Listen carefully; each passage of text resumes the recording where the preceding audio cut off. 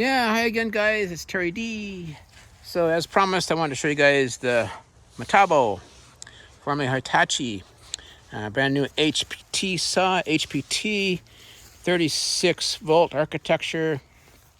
They're pretty cheap right now. I got this one from Acme Tools, formerly Tool Crib. It kind of gives my age away. I've been doing this work for a long time, 50 years, building houses. So I got all the toys, But anyway, yeah, it's a good saw. I think they just want $379 for the thing right now, and comes with a battery and charger. And then this thing has a nice rafter hook. So if you're up on a roof, you can do that to it. And then it's really lightweight. At first, it's almost so light, I felt it was going to be kind of flimsy. But it's turned out to be a pretty durable saw. I built a deck with it. Only had it for maybe a few weeks. Kind of a long lever here. Has a decent bevel gauge. It shows you the angles and stuff. And I haven't been able to find a rip guide for it. I may have to improvise and use one of my old rigid rip guide may fit in there. What else? It has a tool under the handle storage, typical kind of rear handle saw configuration. The battery pulls out sideways, like that. And so what you got for juice, you got two. Like I said, I've been building the deck and I haven't charged it up yet. Only one. Oh, this is my first charge. Let's see, what else can I tell you about the saw? This hook folds down this way. It'd be cool if they could fold it that direction too, but it locks out right here. That's one improvement I would do, is I'd make it fold the other way too. Maybe for left-hand southpaw people. I'm a right-hander. And then what else can I tell you? Let's see, what else? How else do I improve this? It's really nicely made. Looks like magnesium and stuff. I would want a better scale. I say it about all my saws lately. A better scale there for beveling. I recommend that. And I don't know if there's much I would improve on this thing. I would try and maybe even go lighter weight. I'd probably want to do a titanium hook, or maybe even some sort of aluminum thing. I'm assuming this is steel. But, framing things get beat up, right? So there are some titanium tools out now. I got like a hammer and a nail puller. And so yeah, that's one thing I'd probably want. A little lighter weight doing that. But it's so light, you don't have to really lighten it anymore. So let's fire it up. Let's see how it goes. You have to push this little button sideways right here on that. And I did a Metabo and Makita. I may put this back on. Here's the big Makita 10-inch saw. It's really smooth running. And here's the 7 1/4 saw to kind of match the Metabo over there. But I took out my deal, so it just squeeze the trigger. So in other words, you put it away in your toolbox and it could start and saw through your electric impact or something. I don't know. Anyway, let's try this out. You can hear it run. Sometimes it has a little lag when you start the engine. I've turfed this on the bottom up to right about here. Well, probably a little higher. My beams, my 10 1/4 saw made a couple cuts. I'm just trying to, cut stuff off so I can, if you try and cut all at one time, it's just too much power it takes, so you kind of work up to it, these saws, making multiple cuts. Let's try it out.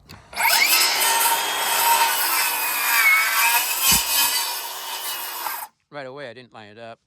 Funny. I'm usually good at that, but who knows?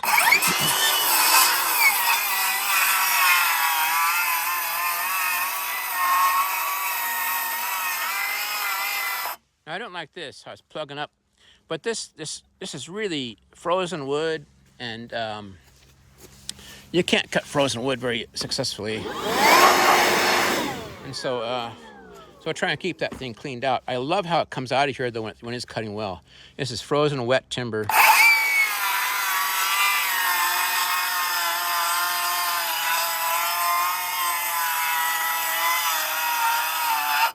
Yeah, buzzes right along. Okay, I like it. Let's try out the Makita. I got like a screw up here on my timber mill. See that? My ladder wasn't right or something on my track, whatever. But these are just going to be some sawhorses I'm going to make for timber framing. And we're going to try this Lord Makita here. This is the 40 volter. And let's see how many bars this battery has on it. got 3, should have 4 to be full. I got my rip gauge stuck in there upside down, so it won't conflict anything, but I'm gonna take it out. It's kind of distracting or something. You have to order these as an accessory. It'd be nice if they came with accessory. That's something I like to see these manufacturers do, is give you a complete kit, the rip guide, everything. This has got a really funky setting here for doing more steeper angles or bevels, and you really I have to count, otherwise I wind up putting the bevel on the wrong one. And so I'd have to go 5, 10, 15, 20, 25, 30, and I don't even know, let's see, 5, 10, 15, 20, 25. So the 30 degree, the number is actually up from it's on the forward go of the line indicator, which is confusing as all hell, but these are still awesome saws, you know. Let me put my glove back on. Sorry, guys.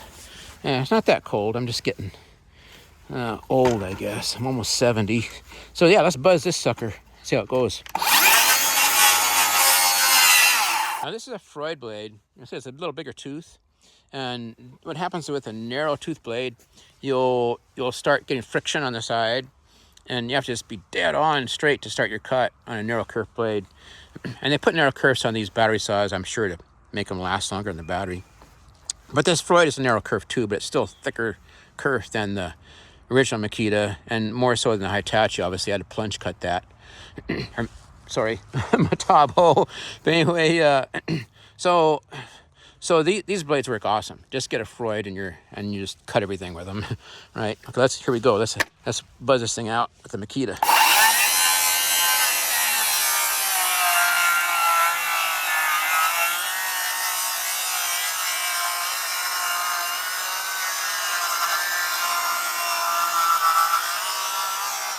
Doesn't cut quite as fast as the Metabo, but that's because of the blade. It has, I think I have more teeth per inch probably than this one. No, they're about the same teeth per inch, but the kerf makes a big difference on that. But there's still adequate cutting, right?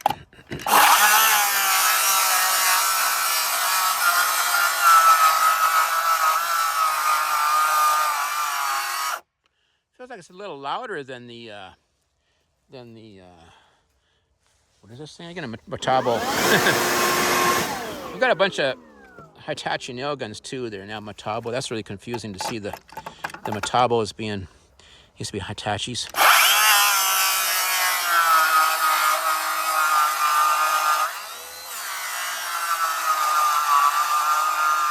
And just for grins and giggles, let's try the big beam saw.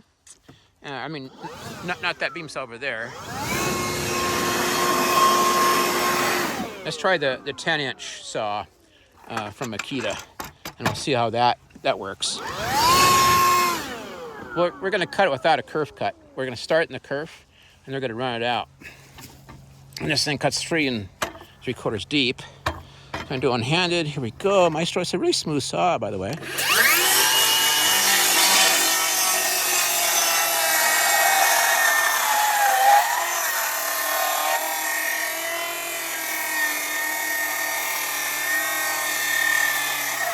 That's really impressive, you know.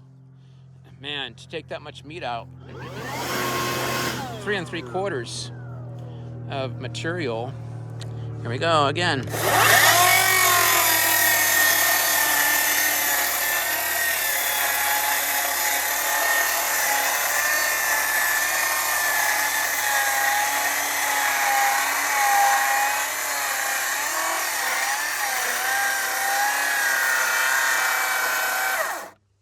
Did it die? Yep.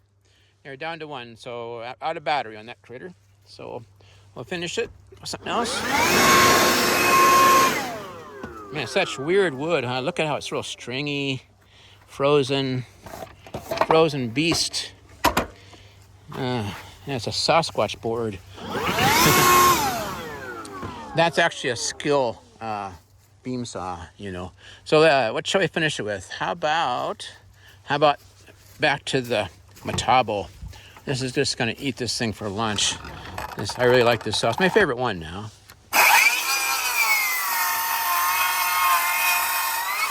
Now that, actually I pulled the trigger, I don't know if you noticed or not, there's a slight delay,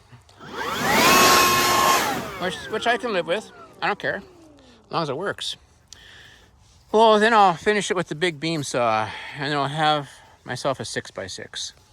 So all that work, and who knows what the 6x6 costs, maybe $100 or something. But anyway, yeah, it's cool because you can make your own wood. So that's it, guys, from Terry D, Natural House Builders. Check out the sunset, the Bitterroot Valley, Western Montana. I'll kind of do a little panoramic here and show you how my place here. There's the main house, I call it. There's a Mighty Lightning, the radio with the dead battery. There's a linear link that is good for cross-cutting. I wouldn't try to do rips, though. With a Prezi, you know. So yeah, so that's it. You guys be well, be safe. Happy New Year to you. This is New Year's Eve day, and we'll see you again. All right, thanks for watching. Take care. Peace out.